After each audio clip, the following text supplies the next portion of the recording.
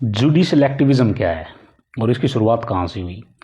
Judicial activism या न्यायिक सक्रियता हम जिसको बोलते हैं, इसकी शुरुआत जो है ये अमेरिका में हुई थी। पहली बार 1947 में आर्थर सेल्सिंगर जूनियर, जो एक इतिहासवाद और शिक्षक थे, उसके द्वारा जो है ये जुडिशल एक्टिविज़म की जो अवधारणा है इसको जो है उन्होंने शुरू किया था, यूज़ किया था इस शब्द को।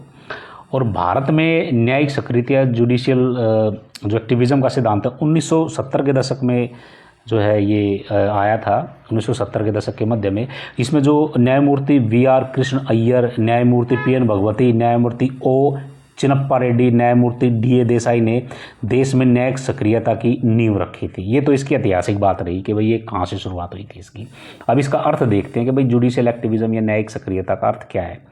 न्यायिक सक्रियता का आशय नागरिकों के अधिकारों के संरक्षण के लिए तथा समाज में न्याय को बढ़ावा देने के लिए न्यायपालिका द्वारा आगे बढ़कर भूमिका लेने से है।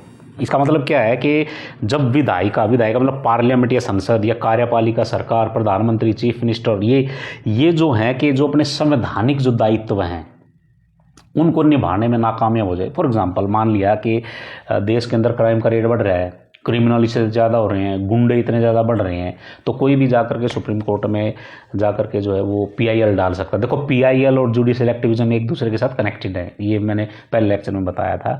तो PIL डाल सकता है, तो वहाँ सुप्रीम कोर्ट जो है सरकार को मजबूर कर सकता है, सरकार को आदेश दे सकता है कि ये क्राइम रेट को आप इसको कंट्रोल करो। इसी को ही जुडिशियल एक्टिविज़म बोलते हैं, ठीक है ना, न्यायिक सक्रियता बोलते हैं। जब विधायिका और कार्यपालिका मतलब सरकार के 3 पार्ट्स हैं ना, 3 ऑर्गन्स हैं। एक क्या है विधायिका जिसको हम संसद बोलते हैं, दूसरा कार्यपालिका मतलब जिसको काउंसिल मिनिस्टर प्रधानमंत्री बोलते हैं, तीसरा न्यायपालिका।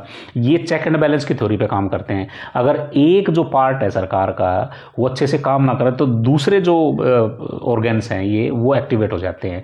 तो यही जुडिशियल एक्टिविज़म में भी यही बात है कि विधायिका और कार्यपालिका जब अपना दायित्व निभाने में असफल हो जाए तो न्यायपालिका जो है आगे आकर के काम करती है और संसद को भी और जो है कार्यपालिका को भी जो है अपने संवैधानिक जो कॉन्स्टिट्यूशनल उसके जो रिस्पॉन्सिबिलिटीज़ हैं उनको निभाने के लिए जो है वो कह सकती है।